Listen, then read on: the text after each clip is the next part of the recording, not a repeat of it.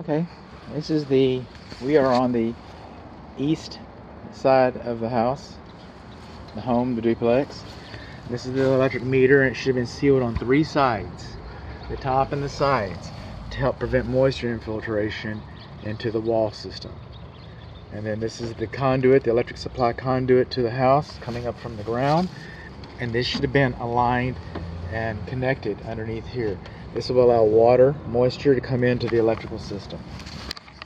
The grounding rod right here, we're looking for 2, not seeing 2 within 6 feet, not seeing 2 within 6 feet. But this grounding rod is 8 feet and it's supposed to be buried 8 feet. And that looks to me like 7 foot 6 inches. It's not 7 foot 6 inches, it's 8 feet. Now, the electrician might be able to, measure the continuity, come up with an acceptable level that's okay with the jurisdiction having authority, the code inspector, and all that might happen. That happened at my house. But I don't know that any of that happened. I'm left with what the code says, and the code says that the rod should be buried completely. So I don't have any documentation about possible exceptions. Coming alongside of here, this is the front entry. Again, facing east. Front door facing north. Moving here, downstairs guest bed. And this is the electric meter. Excuse me, the electric service load center. Some people call it the breaker box. It's the primary. Okay, we're not supposed to have paint inside the cabinet. Now that paint is up there. It's not going to harm anything, probably. But that's not why I'm here. That's not why I'm here. So we shouldn't have paint inside of there. We can see here, but we've got all of our, this is the principal, that's the main principal, 200 amps. And it looks like it's a pretty decent installation overall. So what do we see in here? Okay, the bonding location has not been labeled. The main neutral coming in is supposed to be wrapped 4 times, not 4 times in a row, but 4 times. We're supposed to have more white tape down here. If you don't know that's the main neutral, you don't belong in this cabinet. I get that.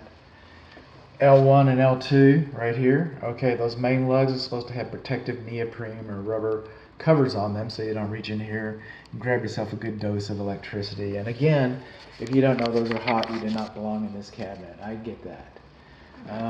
Also going along, this cabinet was improperly screwed into place. Okay, screws are tighter, screws are faster. I get that. But screws do not have the same shear strength that nails do. So if this structure were to experience like a tornado, for example, you've already got a bad day if you got blown up by a tornado. I get that. But if this cabinet had been nailed into place instead of screwed into place, it'd stand a better chance of remaining intact through an event such as that. So what do we learn? Okay, we're still learning. Still learners.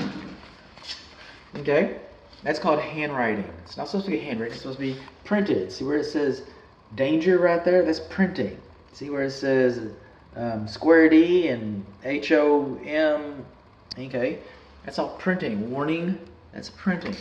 This is handwriting.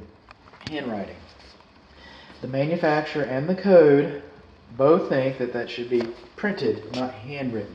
It actually came with notices. It came with little stickers that you could find.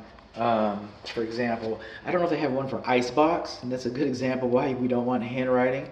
But they might have one that says refrigerator, and then you would put the refrigerator sticker right there, that printed sticker right there, and that's the way it's supposed to be. That's the way it's supposed to be.